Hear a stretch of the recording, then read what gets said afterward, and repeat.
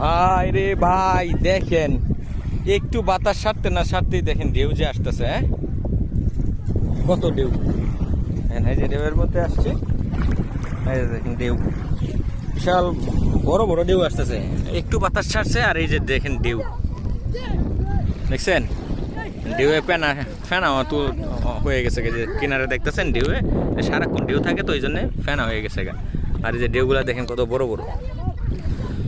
এই হাওয়াটার মধ্যে আসলে আসলেই মন ভালো হয়ে যায়। আপনি একাই আসেন আর জয়জন মিলেই আসেন, যে এখানে আসলে আপনার মনটা অবশ্যই ভালো হয়ে যাবে। কারণ এই প্রাকৃতিক দৃশ্য দেখেন, ঢেউ, আর এই ছোটো বাচ্চারা এখানে আবার গোসলও করে। এই যে দেখেন এই ছোটো বাচ্চা গোসল করতেছে। এই তুমি সাঁতার জানো বাবু? তুমি সাঁতার জানো? সাঁতার জানো? হ্যাঁ, যে সাঁতার জানে।